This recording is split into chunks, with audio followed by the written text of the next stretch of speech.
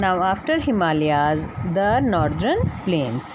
तो अब हम फिजियोग्राफिक डिवीज़न कर रहे हैं इंडिया की। Second is northern plains, plain से जैसे मैदानी इलाके और जहाँ हम रहते हैं, क्योंकि रहते माउंटेंस में भी हैं लोग, लेकिन हम उत्तर प्रदेश की पूरी बेल्ट और ये सारा इलाका नॉर्दर्न प्लेन्स में आता है। तो दीज आर नॉर्दर्न प्लेन्स और the great Indian plain lies to the south of the northern mountains. This region is a vast alluvial plain stretching for about 3200 kilometres from west to east. ये इसका stretch है, ये याद करना होगा, mark कर लिया करें मार्कर से अपने। It is one of the largest stretches of alluvium in the world. ध्यान रखें, mark it in the world. सबसे ज़्यादा जो एल्यूवियल सॉइल है, रिच सॉइल है, उसके इतने बड़े जो प्लेन्स हैं वो आपके नॉर्दर्न प्लेन्स हैं वर्ल्ड में। This plain is a flat low land with an elevation of less than 300 metres above sea level. और ये फ्लैट लो लैंड है और 300 मीटर तक ही थोड़ा बहुत ऊपर नीचे। हम लोग सी लेवल से देखते हैं ना कितनी ऊंचाई है, तो माउंटेन्स कितने ऊंचे ऊंचे थे। माउंट एवरेस्ट 8000 से भी अबव है, कंचनजंगा है 8000 से अबव। तो ज़्यादा ज़्यादा 300 मीटर मतलब इनकी ऊंचाई नीचाई होती है।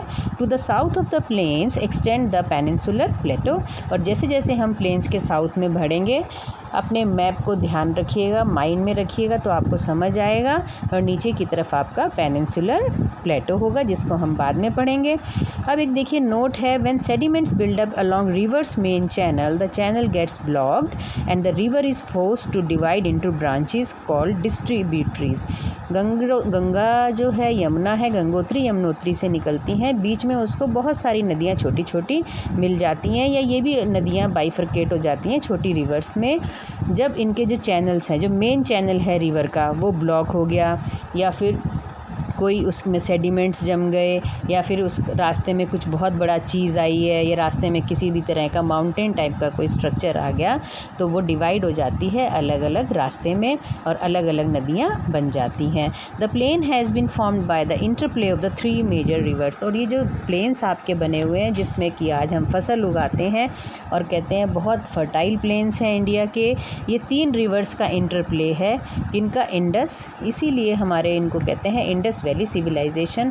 जब सबसे पहले सभ्यता आई होगी तो सिंधु घाटी उस समय कहा जाता था, सिंधु घाटी सभ्यता है हमारी।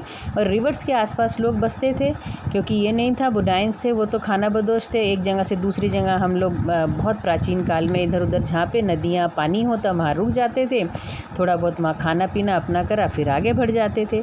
फिर द गंगा एंशिएंट रिवर है, फिर ब्रह्मपुत्र एंड इट्स ट्रिब्यूटरीज। तो इन तीनों रिवर्स का जो हमारा मतलब एल्यूवियल सॉइल है, जो ये लाती हैं, उनको जो बिछाती हैं, ये प्लेन्स उसी से बने हैं। The plain has been form due to the depositional work of these rivers in the lower course due to gentle slope the velocity of the rivers decreases which results in the formation of riverine islands. और जैसे ही slope मतलब क्या होते हैं, gentle मतलब अगर हम पानी को बहाएंगे और वो एक जगह रुक जाएगा ना, अगर स्लोप नहीं मिलेगा उसको और ऊंचाई से डालेंगे तो नीचे बहता जाएगा, तो रिवराइन आइलैंड्स बन जाते हैं। The river in their lower course split into numerous channels due to the deposition of silt. These channels are known as distributaries, जो मैंने अभी भी बताया था, because of the silt या फिर कुछ भी उसके ब्लॉक कर दे रास्ता रिवर का, तो छोटी छोटी डिस्ट्रीब्यूटरीज में बढ़ जाती है। The vast plains can be subdivided into the following: the Indus River Basin, Punjab के जो प्लेन का हिस्सा है, द गंगा ब्रह्मपुत्र बेसिन जो उससे आगे का, दो उसमें डिवाइड कर दिया गया है। The Indus river basin. The western part of the northern plain is referred to as the Punjab plain. This region is drained by the Indus and in tributaries the Jhelum, Chenab, Beas, Ravi and Satluj. इसीलिए पंजाब का नाम पंजाब, 5 नदियों वाला, आब मतलब पानी, इसका मतलब है वाटर, जिसमें कि 5 नदियां हों। अब आप समझ सकते हैं why Punjab is such a rich state, जो खेती बाड़ी में सब चीज़ में जिस छोटे से स्टेट में से 5-5 नदियाँ निकलती हों, गुजरती हों, तो आप समझ सकते हैं ना वहाँ पे इरिगेशन फैसिलिटी कितनी बढ़िया होगी। तो झेलम, चिनाब, ब्यास, रावी एंड सतलज यहाँ से निकलती हैं। River Sutlej also rises from the Himalaya से निकलती है। The water of these rivers flow into the Arabian sea. मैं आपको जब नेक्स्ट उसमें मैप दिखाऊंगी तब आप देखना, बाकी सब नदियाँ अरेबियन सी में गिरती हैं पाकिस्तान की तरफ से होती हुई। और हमारे पास पास एक थोड़ा सा हिस्सा और काफ़ी बड़ा हिस्सा पाकिस्तान को ड्रेन करता है। और पंजाब मैंने बताया, उसका नाम ही लैंड ऑफ 5 रिवर्स। अब second is the Ganga Brahmaputra basin. The Ganga enters the northern plains at Haridwar. सबको पता है हरिद्वार से गंगा प्लेन्स में आ जाती है, उससे पहले ऊपर पहाड़ों में होती है। And flows eastward. ईस्टवर्ड मतलब अब उसको बे ऑफ बंगाल में, ये वाला हिस्सा कहाँ पे गिरता है पंजाब रिवर बेसिन का? अरेबियन सी में। और ये वाला जो हिस्सा है गंगा ब्रह्मपुत्र बेसिन का जो रिवर्स का हिस्सा है वो बे ऑफ बंगाल में ड्रेन होता है। On its way to the sea it is joined by a number of tributaries both from north and south. और ये सब तरफ से छोटी छोटी नदियाँ इनमें आके मिल जाती हैं। After reaching Bengal it turns towards the south. It is joined by the Brahmaputra in Bangladesh. और फिर ब्रह्मपुत्र मिलती है त्सांगपो जो चाइना से आती है, और ब्रह्मपुत्र हमारे ये इसमें मिल जाती है और अरुणाचल प्रदेश में एंटर करती है इंडिया में। Flowing south for a while the Brahmaputra turn west and crosses Assam. अब देखिएगा Brahmaputra it is a very tricky, जब मैं आपको आगे के वीडियो में भेजूँगी, जैसे ही वो अरुणाचल प्रदेश से इंडिया में एंटर होती है वो अपना कोर्स बदल देती है, साउथ की तरफ मूवमेंट शुरू कर देती है और गंगा को ज्वाइन करती है। और गंगा और ब्रह्मपुत्र जहाँ दोनों मिलती हैं उसको मेघना नदी कहते हैं, बाय द नेम ऑफ मेघना। ये छोटे छोटे वन वर्ड आंसर्स में क्वेश्चन में आएंगे आपके। और they together drain into bay of Bengal, फिर वहाँ गिरती हैं। और गंगा ब्रह्मपुत्र डेल्टा, जिसको आपने पढ़ा होगा सुंदरबन डेल्टा, वर्ल्ड का largest and fastest growing delta है, और वो बे ऑफ बंगाल में गिरता है। रॉयल बंगाल टाइगर जो आपका नेशनल एनिमल है वो यहीं सुंदरबन में पाया जाता है, और सुंदरी ट्रीज़ पाए जाते हैं। ठीक है, तो on the basis of differences in the relief the plain is divided into Bhabar, Terai, Bangar and खादर।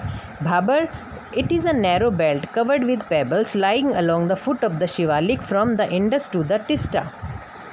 तो हमें रिवर्स के हिसाब से देखना पड़ेगा, Shivaliks, Indus to the Teesta. ये आप अपने मैप में आराम से देख सकते हैं। रिवर इंडस से लेके तिस्ता तक जो है भाबर का हमारा वो है। मैं अभी आपको एक और पिक्चर भेजूंगी जिससे आपको पता लगेगा भाबर, तराई, बांगर, खादर किस किस एरिया को कहते हैं। लॉन्गिट्यूडनल एरियाज़ हैं ये, आप इसके मैप में नहीं देख सकते, 3D में आपको समझ में आएगा। They are laid down by the numerous streams descending down the hills. और इसमें छोटी छोटी नदियाँ आपको मिलती चली जाएंगी। The pebbles beds are parallel to the slope of the river bed. This belt is about 8 to 16 kilometre in width. और ये पूरी जो बेल्ट है 8 से 16 किलोमीटर है। फिर आता है तराई, और नीचे आ जाइएगा, it is wet and marshy, मतलब हम उसको लॉन्गिट्यूडनल लाइंस में डिवाइड कर रहे हैं। भाबर सबसे ऊपर वाला, तराई उसके नीचे, अगर हम उसको डाइसेक्ट करते हैं। It is wet and marshy, it has a thick forest and variety of wildlife. आपने सुना होगा तराई के इलाके में सब जिम कॉर्बेट और ये जितने भी आपके पार्क होते हैं तराई के इलाके में होते हैं, क्योंकि यहाँ पे वेटलैंड्स होती हैं, मार्शी लैंड्स होती हैं, पानी होता है, इसलिए यहाँ पे वैरायटी ऑफ वाइल्ड लाइफ मिलती है। फिर आप और नीचे आ जाइए, बांगर का इलाका।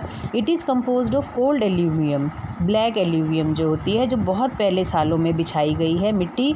And it formed higher up in plains at river terraces. It is less fertile as compare to खादर।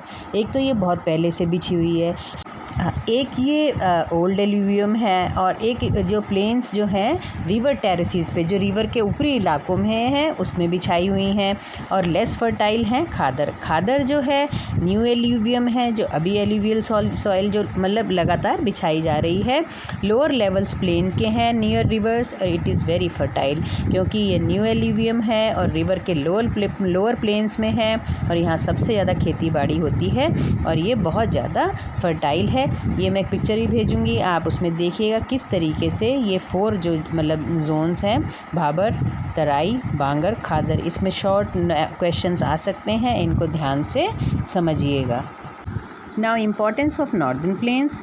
सबसे पहले फर्टाइल एल्यूवियल सॉइल है, फ्लैट सरफेस है, पेरिनियल रिवर्स हैं, सारा साल बहने वाली हैं, फेवरेबल क्लाइमेट है, ना बर्फ़ है ज़्यादा, ना बहुत ज़्यादा गर्मी है, तो इसीलिए great economic and social significance का कारण है। नॉर्दर्न प्लेन्स में रहने वाले लोग रिच होते हैं, क्योंकि यहाँ खेती बाड़ी और रोज़गार के अवसर बहुत ज़्यादा हैं। फर्टाइल सॉइल है, वाटर रिसोर्सेज इतने हैं कि ज़रूरत ही नहीं है, नदियाँ इतनी हैं, और इसीलिए ग्रेनरीज ऑफ इंडिया इनको कहा जाता है।